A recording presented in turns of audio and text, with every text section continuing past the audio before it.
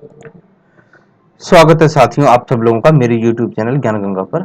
आज एक और बहुत इंपॉर्टेंट टॉपिक के साथ मैं आप लोगों के समक्ष प्रस्तुत हुआ हूं और ये टॉपिक है बहुल कार्यपालिका, ड्यूल एग्जीक्यूटिव।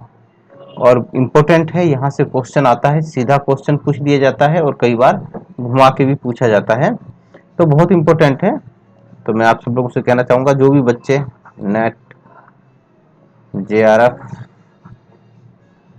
सेट, PGT, ठीक है, उसके बाद आपका MA की तैयारी कर रहे हैं, ठीक है ना। MA में कॉम्परेटिव तुलनात्मक राजनीति पढ़ रहे हैं, ठीक है ना। ये यूनिट है, 8 क्रेडिट की 4 यूनिट हैं BA फर्स्ट में, उसमें एक कॉम्परेटिव पॉलिटिक्स है और वो उसका टॉपिक है बहुल कार्यपालिका, ठीक है ना।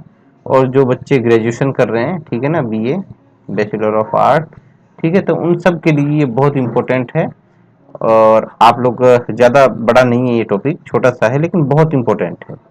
तो इसको मैं आप लोगों को समझाने की कोशिश करूंगा कि ड्यूल एग्जीक्यूटिव क्या है, ठीक है ना, बहुल कार्यपालिका क्या है। और यहाँ से क्वेश्चन सीधा ही पूछा जाता है, अक्सर सीधा पूछा जाएगा, बहुल कार्यपालिका का संबंध किस देश से है, ठीक है ना।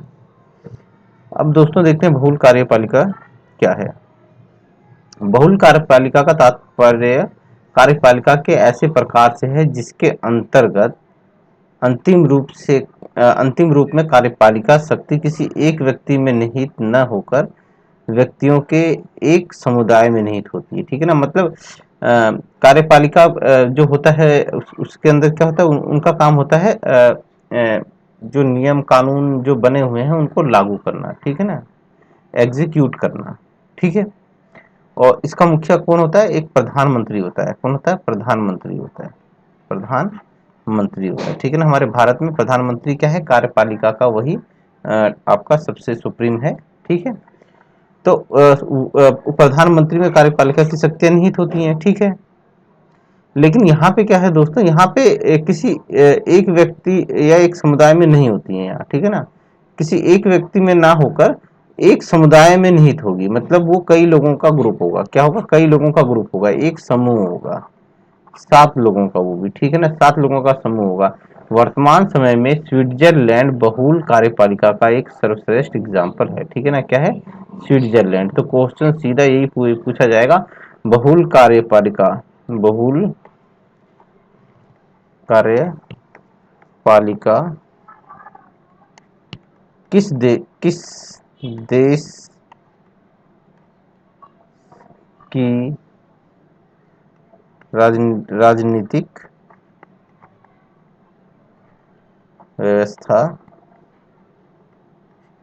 की विशेषता है, ठीक है ना, ये पूछेगा सीधे।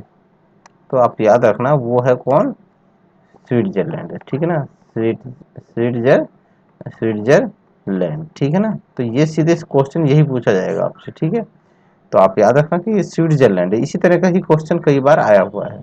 अब स्विट्जरलैंड में कार्यपालिका सत्ता 7 सदस्यों की एक संघीय सरकार में निवास करती है, ठीक है ना। एक संघीय सरकार है जिसमें 7 सदस्य होते हैं, उसमें निवास करती है कार्यपालिका की शक्तियां।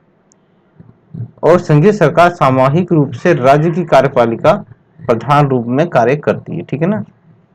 संघीय सरकार के 7 सदस्य की स्थिति व शक्तियां समान होती हैं, इसी आधार पर इसे बहुल कार्यपालिका कहा जाता है, ठीक है ना। तो क्या हो गया, संघीय सरकार के जो 7 सदस्य हैं ना, इनकी स्थितियां और शक्तियां बिल्कुल इक्वल होती हैं, बराबर होती हैं, और इसी आधार पर इसे बहुल कार्यपालिका कहा जाता है। स्विट्जरलैंड में बहुल कार्यपालिका लोकतंत्रीय भावना का परिचायक है, ठीक है ना। तो आप ये बात याद रखना कि बहुल कार्यपालिका क्या होती है, जिसमें ये क्या बोलते हैं, कार्यकारी जो शक्तियां होती हैं किसी एक व्यक्ति के हाथ में ना होकर पूरे समुदाय में होती हैं, ठीक है ना।